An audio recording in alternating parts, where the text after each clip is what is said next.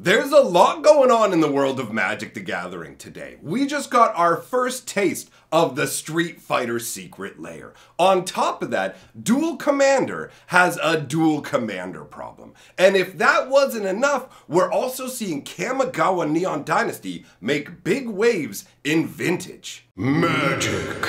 I am a wizard! History. I'm an old wizard! The Magic Historian.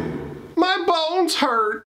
Greetings, owners of fine luxury cardboard rectangles. My friends, I hope the day finds you well because we have gathered for another glorious installment of Mega Magic News. We have 3 items on the agenda to talk about. A awesome first look at the Street Fighter secret lair, Duel Commander's Duel Commander problem, and we'll wrap it up talking about the crazy situation that's going on with Vintage and the Commander Kamigawa cards. All right, so let us start out with the taste of the Street Fighter because this is so cool. Up on the screen, you are going to see a box that was sent out by Wizards of the Coast to promote the Street Fighter secret lair. Now, we are not currently getting to see any full-on cards from the secret lair, but this is a fun way to build hype because first of all, you have the look of the box, and if you're like me, you grew up in the old school days, you remember going to the arcades. Actually, you know what, even sometimes convenience stores would have one of these tucked away in the corner and you could go and get some Street Fighter 2, Mortal Kombat 2, whatever it was, just smash it on them buttons, get them. You remember those days? So this box has that vibe to it, right down to those little quarter slots. All the nostalgia is glorious. And you can see they've included this little card here. And there's a nod to me on there as well. As you can see, it says, "Greetings, Planeswalker. Welcome to the special art reveal for the upcoming Secret Lair Street Fighter drop. This package includes one of 4 unique card artworks being revealed on February 14th.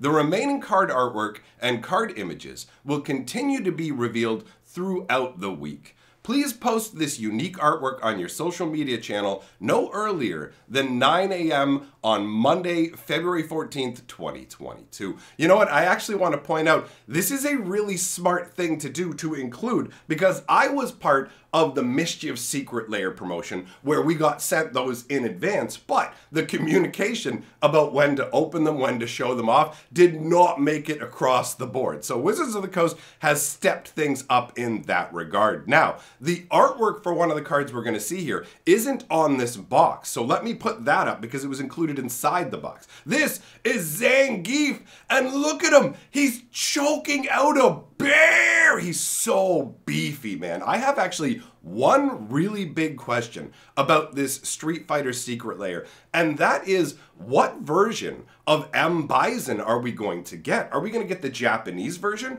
or are we going to get the North American version? Because if you're not aware, in the original Street Fighter, M. Bison was actually a Mike Tyson analog. The black boxer in the Street Fighter series that is known in North America as Balrog was actually originally Mike Bison, but they changed it because they didn't want to get sued when they brought the game to North America. So the character we all know as M. Bison actually is not M. Bison, like from the most technical standpoint. But for me, I use the North American version, not just because of the game, but also because of the movie. Raul Julia as M. Bison was amazing. There's that one line in the movie where like they're talking, the day that M. Bison came to your village was the greatest day in your life. But for me, it was just a Tuesday. Like, it's such a goofy, silly little line, but oh, it's so good. So I am genuinely very curious to see how this is going to play out in terms of it. I expect it'll be the North American version because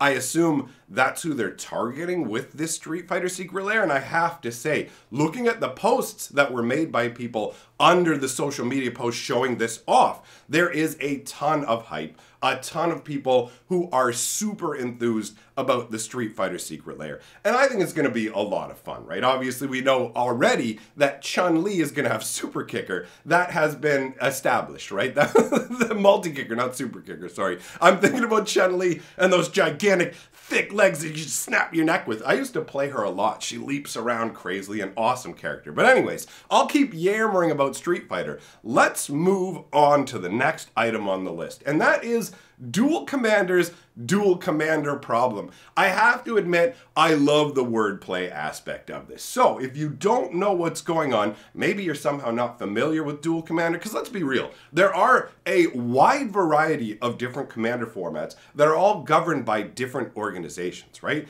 You have like your tiny leaders version of Commander, you have Dual Commander, you have CEDH, you have just the regular Commander, and it seems like different organizations are in charge of making the rules for all of these. So, Dual Commander is for two-player Commander.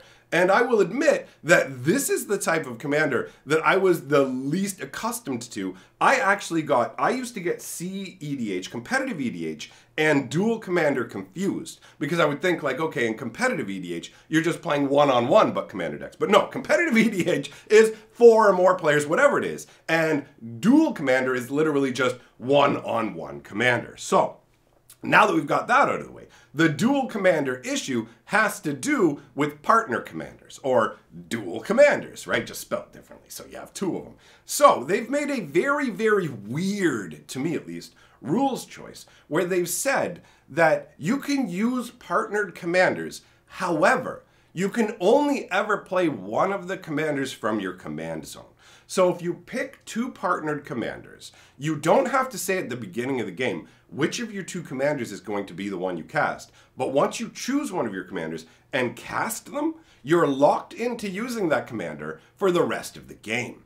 Now, they explained the underlying logic in this, and the idea essentially that they're trying to give, they're saying, is that basically what's happening with people is you have this situation where they keep coming up with more and more ways to add things into like the command zone. And so they basically are looking at it and saying, going forwards, Wizards of the Coast is going to create more and more cards that go into the command zone.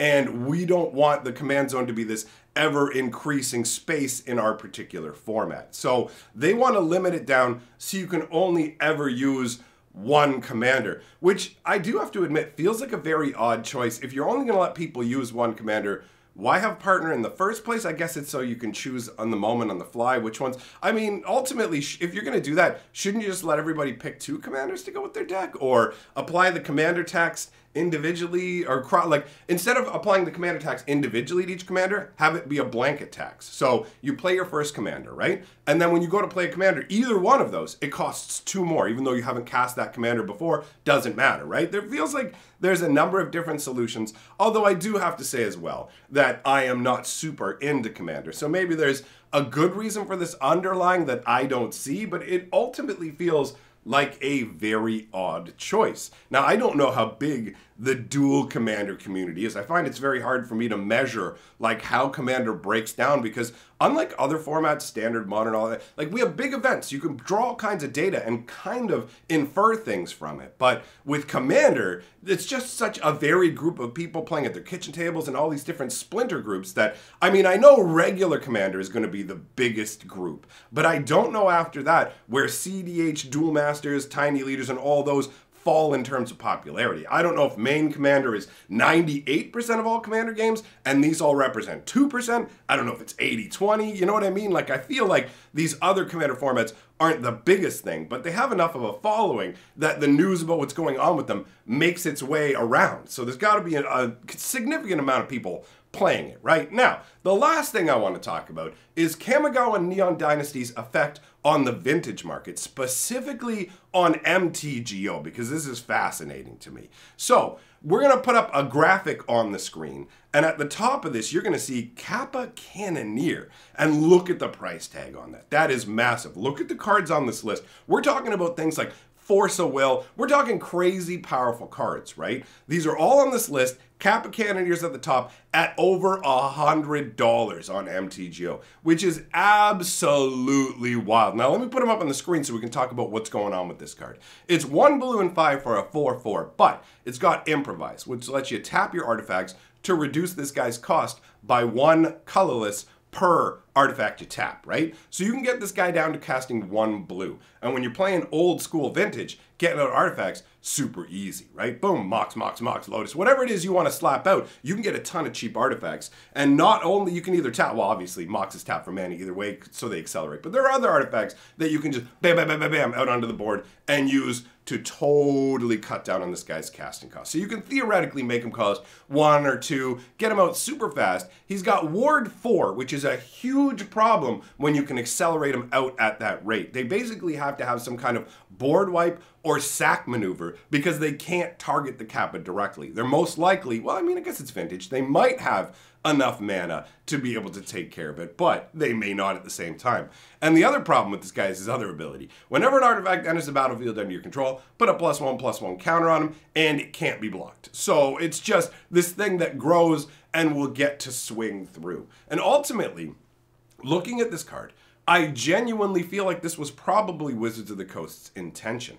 I think that when we talk about fire design, it actually does expand out past just standard sets. If you're not familiar with the fire design conversation that we had back in the Throne of Eldraine days, where they announced this new design style, the concept is it's supposed to be, it's basically pushing the boundaries, right? I don't remember the exact, what every letter stands for, but the idea is that they want to ramp up the power level, they want to ramp up the excitement level, and they want Magic cards that they make to force their way into other formats. That's not their wording, that's my wording, right? They want the ability to affect other formats. So this is ostensibly a Commander card, but at the same time, what this really is a card aimed at vintage. You can't design a card like this without knowing, wow, you know what? This would slot really well into a blue deck that has a ton of artifacts. You know what I mean? Like, this is a really, really aggressive, beefy boy for what you get in terms of that particular format. So Wizards of the Coast